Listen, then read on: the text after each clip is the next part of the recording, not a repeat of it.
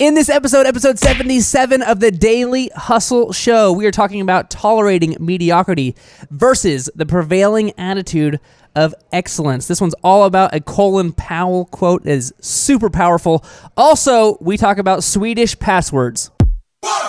Broadcasting from the box that rocks and Thrive15.com world headquarters, it's the Daily Hustle with Daniel McKenna.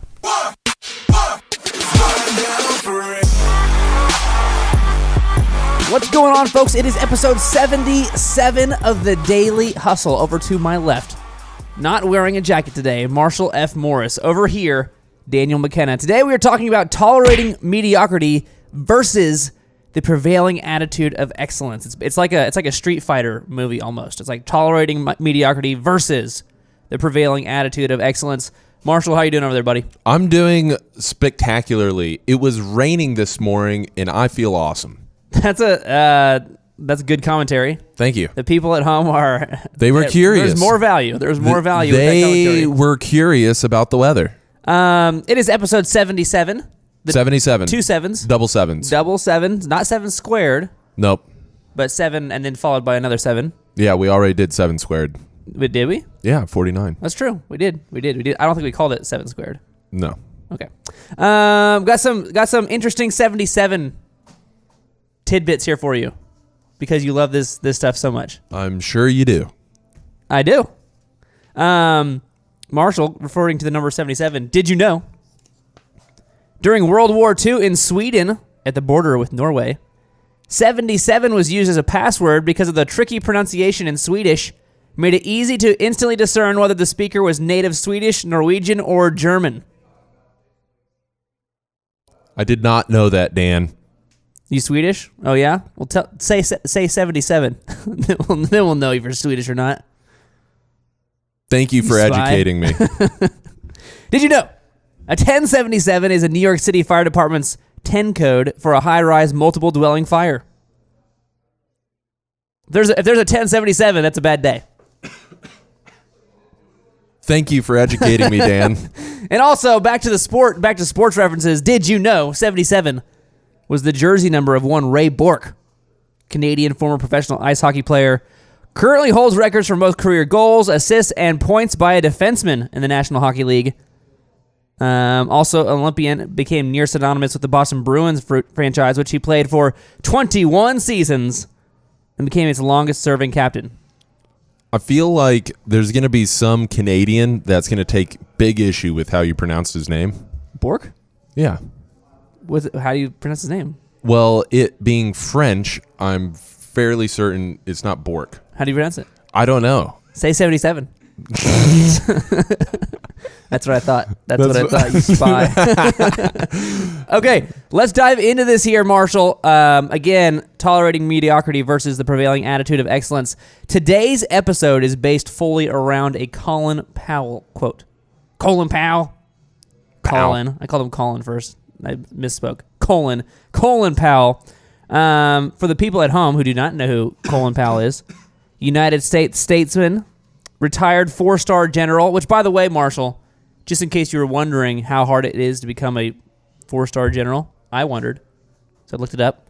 At any given time, there's currently 500,000 plus current people enrolled in the Army branch of the Armed Forces. Like, there's millions of Armed Forces members, but over 500,000 in the Army. There's a max, by government law, a max of 231 4-star generals at any time. That's interesting. Well, I'm just pointing out, like, it's kind of a big deal. He's a 4-star general. Yeah. It's about as high as you get.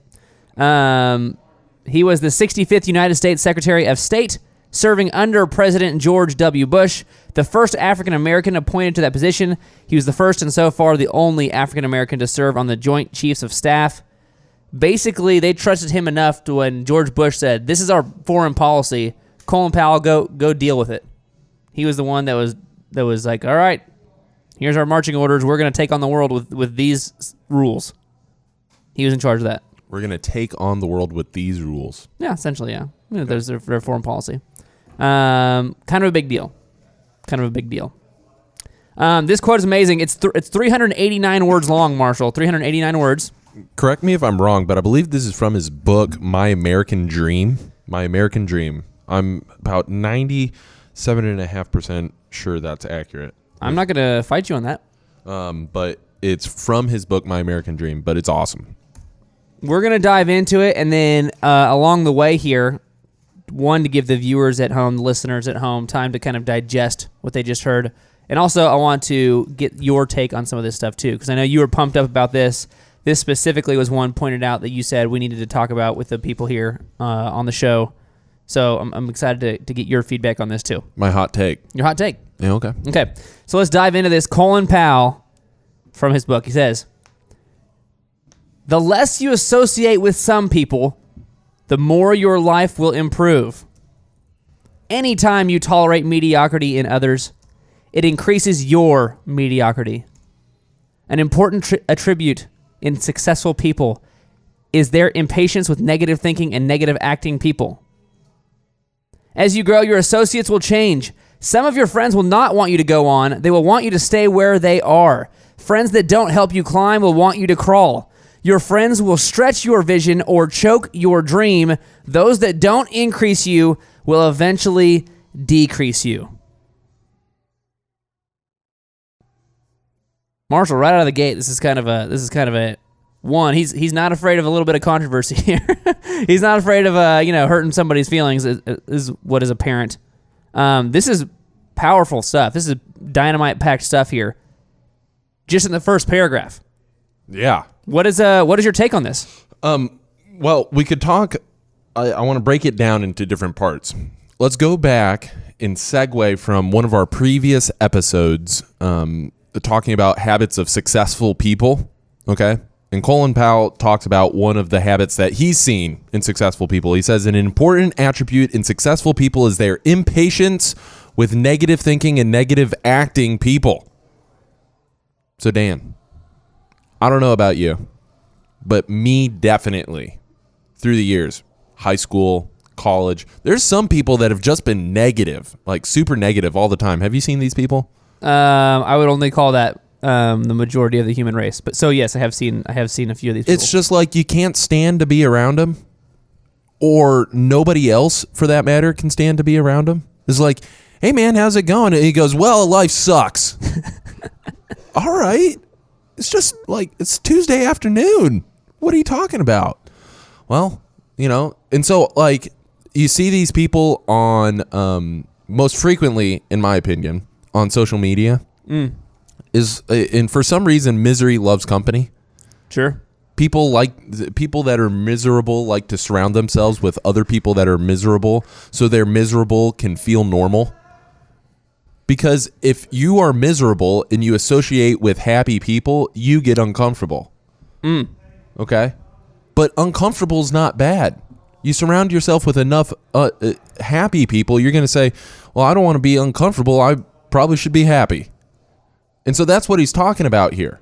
Okay? In the same way, if you are associating with a negative person, anytime you tolerate mediocrity, anytime you tolerate that negativity in others, it increases your mediocrity.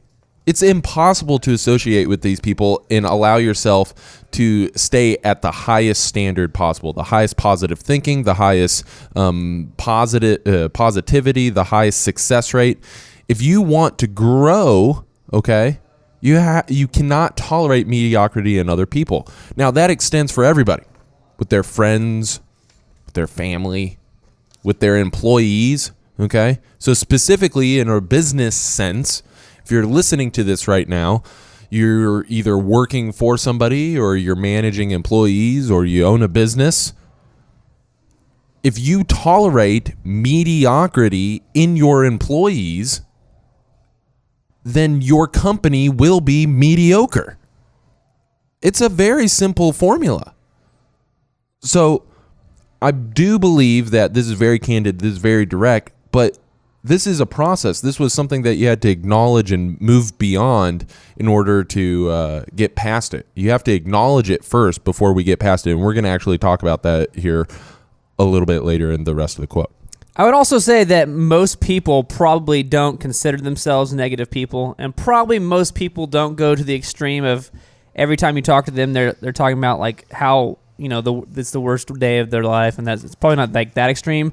But I will say that most people that I've talked to do tend to focus on negative things. This morning, it was raining. I had done my hair. It was raining. I came inside. Now I'm wet. Well, I mean, we didn't talk about, like, you're also alive this morning, and you're pretty healthy, and we're here, and we're doing a show. I mean, that's something you could have been positive about, but instead we're talking about it's raining, and now your hair's messed up. My hair doesn't get messed up. Well, I wasn't saying you. I'm just saying in general, like, for whatever reason, the human population tends to focus on whatever's going wrong when whatever's going right is right there as well. Whatever's going right is also an option to choose to focus on. Mm-hmm. But there's more focus on this didn't go right. How are you doing today? My ankle kind of hurts, my knee, a little bit sore, kind of tired. Didn't really sleep very well last night. Kind of tired. Like those are like that's common, right? That's common for most people. Correct.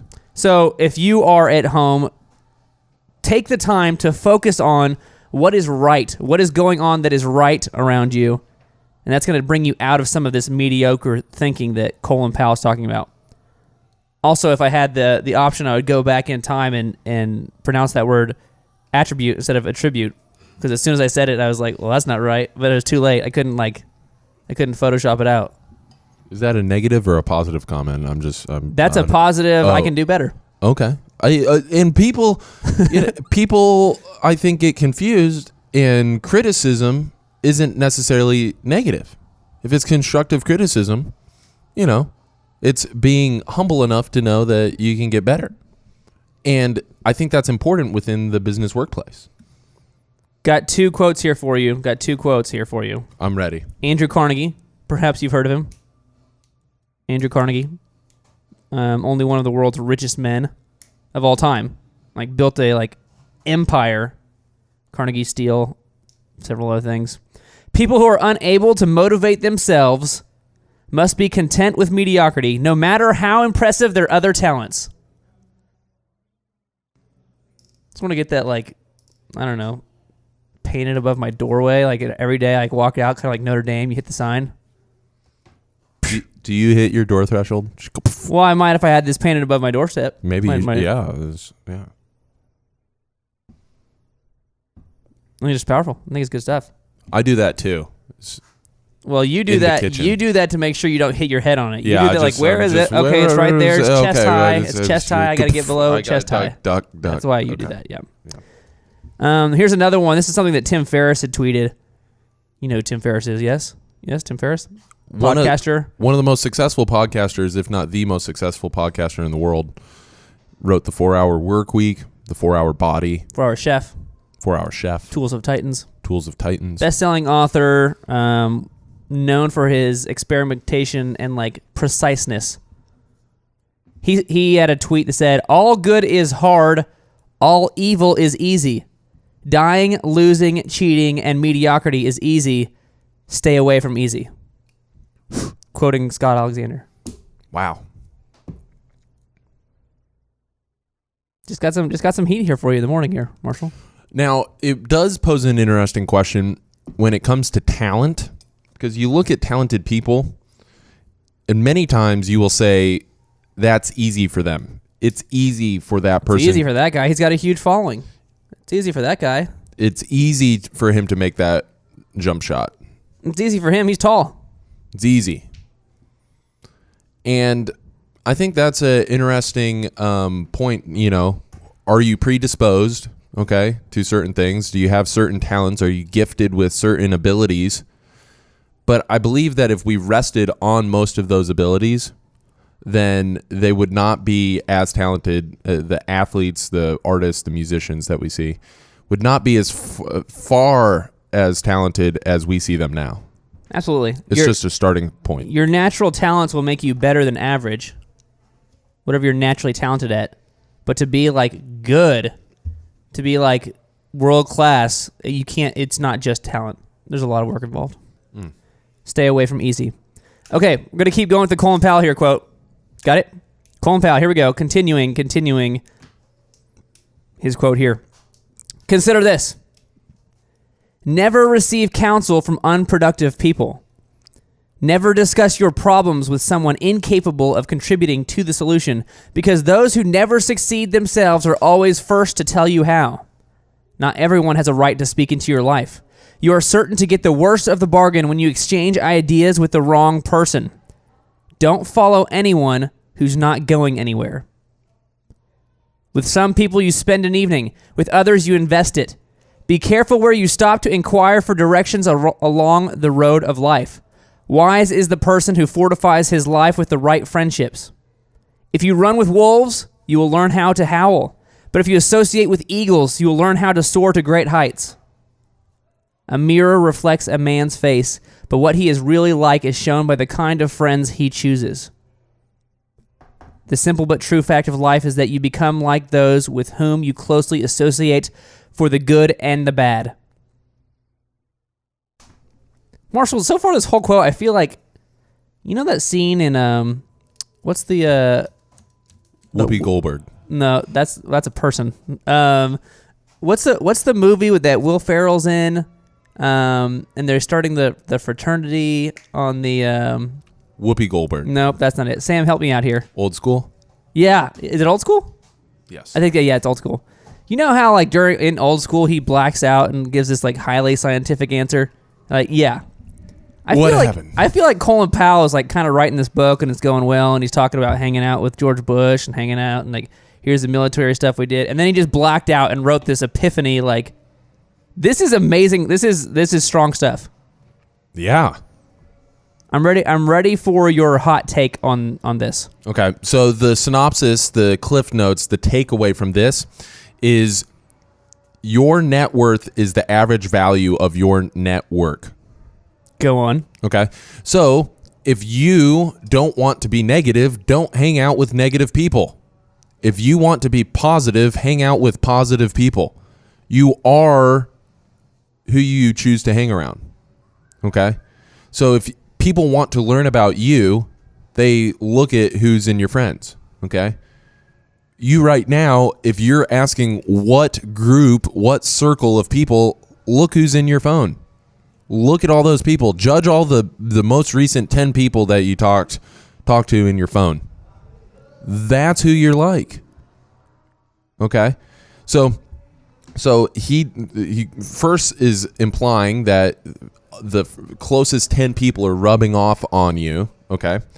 Then the second thing is that he says, don't exchange ideas with the wrong person, okay? Don't exchange ideas with the wrong person. Not everyone has a right to speak into your life. Never receive counsel from unproductive people. So the question is if you have a problem in your life or you're dealing with something, don't seek counsel from somebody that hasn't ever been successful in that area of their life. If you are struggling in your business, that's okay. A lot of people have struggled in your business, but don't ask your cousin Bob, who's been trying to start a blog for 8 years. Go find somebody that's been successful in doing what you want to do. Furthermore, understand that other people that have been unsuccessful are going to want to give you advice. They're going to want to provide you their counsel. They want to provide you what they believe to be true because they have never done it themselves. Go out and seek those who make you better, refine you, and enhance your skills, and seek counsel from successful people, people that have been down the path that you want to go down. I love the example he uses in here. If you run with wolves, you will learn how to howl. If you associate with eagles, you learn how to soar to great heights. I love that. Whoever you're choosing to hang out with is who you're going to become like. Speaker and best-selling author Jim Rohn famously said that we are the average of the 5 people we spend the most time with. That's what you were talking about.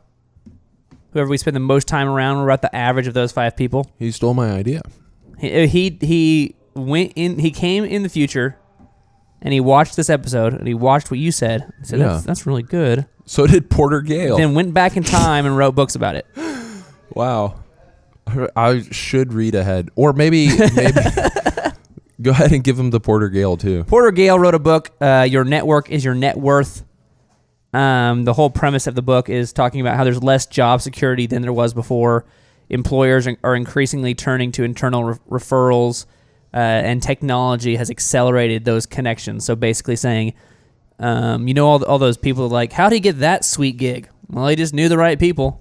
That's what they're talking about. They're talking about how there's a lot more referral based for big opportunities, and they're saying your network, like who you know, is your net worth, because that's who is gonna open up to like how you can get that job, how you can get that opportunity. One of the guys that we quote a lot and talk about on the show here is Gary Vaynerchuk. Yep. And one of the things that I think he does really in a unique way is he invests a lot of time with his employees at VaynerMedia. He like sits down with them and like talks with them about their experience. And he doesn't have the ability. He's very transparent about it. He doesn't have time to like develop deep relationships with everybody there. Right. But he does value the time that's spent like with them. And so he has a very short amount of time to really get to know them and impart wisdom into their life. Yeah. And one of the things that I saw him talk to one of his employees is employees frequently want to know, how do I get ahead in VaynerMedia? How do I excel? How do I excel in my position? How do you do this? And he goes, literally, I would be going around to everybody and getting to know everybody, because this is everybody that's here, by the sheer fact that they're here, they're special forces, and the next CEO of Nike is here at VaynerMedia. Maybe 10 years or 15 years from now, but like looking back on your time here at VaynerMedia, wouldn't it be cool for you to have said, hey, I developed a relationship with that person, or I went up and just said hi and a relationship budded from that, rather than, oh my gosh, I really wish I had gone and talked to that person. So very much so, we are in the heart of a socially connected world. Our social communities are online and connected 24/7, and so 100% your net worth is the average value of your network. So bring in, okay, we talk about this, bring in those that increase the value of your net worth. And here's the uncomfortable part: is you got to get rid of the people that are bringing you down. You gotta just cut them off. And that's hard. That's uncomfortable. I'm sorry. You can write me an email, info@thrive15.com. I'm sorry. But you gotta do it. We're going to continue and finish this quote here, the Colin Powell quote, picking back up here and back in. He says, "Note, be not mistaken. This is applicable to family as well as friends. Yes, do love, appreciate, and be thankful for your family, for they will always be your family no matter what.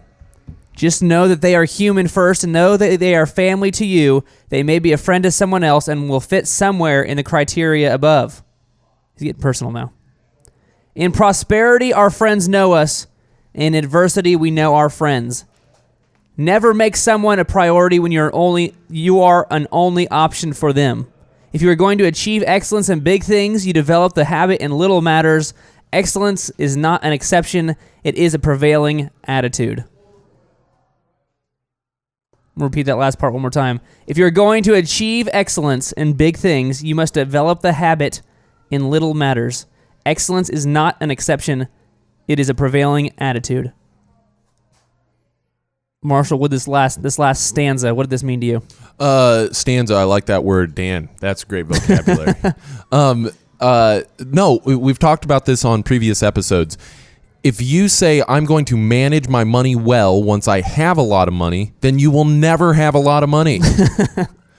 If you say, oh, I will do business the right way once we hire this next person, then you will never hire that next person, because that person doesn't want to work for a terrible company. Okay? But the cool thing is that the threshold to like start doing things the right way is very, very small. It's right there in front of you. You just got to start doing it. There is no trigger. Don't wait for a trigger for it to start doing it the right way. Just like make a commitment. In my life, I'm going to start doing this correctly, and in my business, I'm going to start doing this correctly. Not tomorrow, not next week, now. Just like now. It's that simple. It's that easy. It's just making the commitment. It doesn't cost you anything to make the commitment to start doing things the right way. But the bounty, the abundance, the excess, the success that you're going to have is developed in the habits in small things, okay? And excellence, it's not a, what does he say? It's not an exception. There aren't exceptional scenarios. The most talented, the musicians, the successful athletes, they're not exceptions to this rule, okay? But rather it's a prevailing attitude. You look at those that are successful and you find that not only do they do their one thing successfully, but they also do everything else successfully because it's an attitude. It's an attitude at which they approach life. So that's a really, really cool thing. If you're going to achieve excellence in big things, you must develop the habit in little matters. What stuck out to me about this was what it kind of reminded me of is, you know how, like, if you're a professional athlete, if you're a professional musician, if you're one of the best in the world at something, you know how, like, if these people are nice people to everybody, it's kind of a surprise. Like, you're like, I met Kobe Bryant. He's a nice guy. Like, it's almost a surprise, right? Because in general, they have the persona of being, like, kind of cocky, kind of standoffish, kind of, I'm better than you, I'm better, I'm the best basketball player ever, I'm the best singer ever, whatever, right? In general. But what you don't see is that those people behind the scenes, they work like they're going to be the best as well. The amount of work that, like Kobe Bryant, he when he was playing for the Lakers, he would fly a helicopter from his house to downtown LA so he could get there to practice earlier, so he could skip traffic, so he could put up hundreds of shots before practice started. That's hot. He didn't have to do that. He was already cemented as like an NBA All-Star, NBA Hall of Famer. Even towards the end of his career, he was doing that. He was getting up at 4 a.m. to go get a workout in before anything started, so he could get back and say bye to his kids when they went off to school, and then go to practice. That's right. Like, yes, these people act like they're the best, but they also put in the work behind the scenes, like, I'm going to be the best. It doesn't just happen naturally. It's that prevailing attitude of excellence. So in this episode, Marshall, we talked about certain controversial things, such as tolerating mediocrity in people around you or not, tolerating maybe some friends or not, tolerating maybe some family members or not. Talked about receiving counsel from unproductive people, how not everyone has a right to speak into your life, how the people you hang around is who you're going to become like. Talked about excellence in, as a prevailing attitude. Anything in here that really stuck out to you as like a closing thought? Maybe we've already talked about it, maybe we haven't talked about it yet. Is there anything from this Colin Powell mastery here talking about tolerating mediocrity versus the idea of a prevailing attitude of excellence? You must develop an attitude of excellence, and that starts right now. It's not more difficult than that. Just start doing it. And the whole versus tolerating mediocrity, every day that you don't work towards a reputation of excellence is a day that you're creating a habit of mediocrity. And it becomes harder and harder to break every day. It's harder to break a habit of mediocrity after you've been mediocre for 20 years. So break that habit now. Bam. Bam. That was it for episode 77, ladies and gentlemen. Marshall, go ahead and tell them about the Thrive15.com workshops that we do here in the building. In case you are looking to increase your capacity for a prevailing attitude of excellence, tell them about the workshops. The workshops, you can learn more at thrivetimeshow.com/workshops. There you go, thrivetimeshow.com/workshops. You come out here. It's a 2-day intensive workshop. You come here. We provide you with everything that you need. You fly into the beautiful Tulsa, Oklahoma. It will not be raining.